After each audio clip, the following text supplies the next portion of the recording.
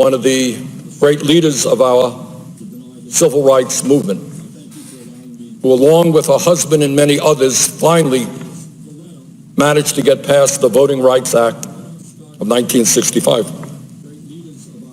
That's it. That is the letter that Senator Elizabeth Warren wanted to communicate to other members of the Senate as part of the discussion as to whether or not Jeff Sessions should become our next Attorney General.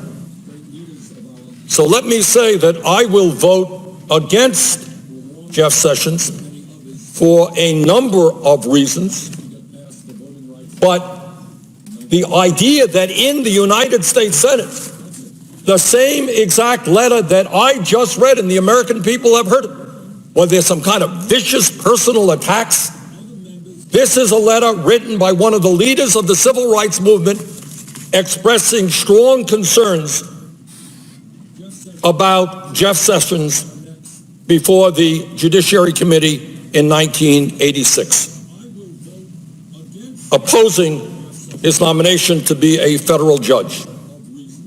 And yet Elizabeth Warren, Senator Elizabeth Warren, one of our leading senators, was denied the right to read that letter to inform fellow senators and the American people.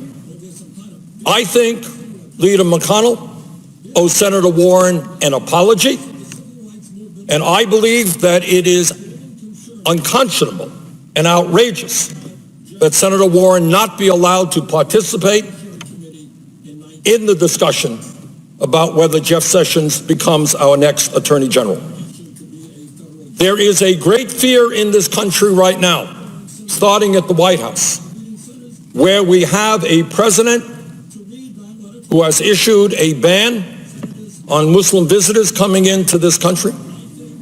There is a fear that we have a president who, when he denigrates a judge as a so-called judge, because this judge issued an opinion in disagreement with the president, that we are moving in a direction which is un-American, which is moving us toward an authoritarian society.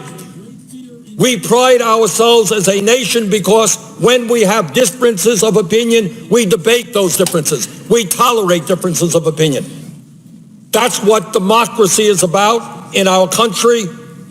That's what freedom of speech is about.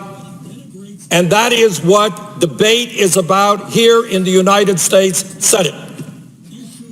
So I'm going to vote against Jeff Sessions to become our next Attorney General, but I am even more alarmed about the decision of the majority leader here in the Senate to deny one of our leading senators the right to voice her opinion, the right to put into the congressional record what I have just said.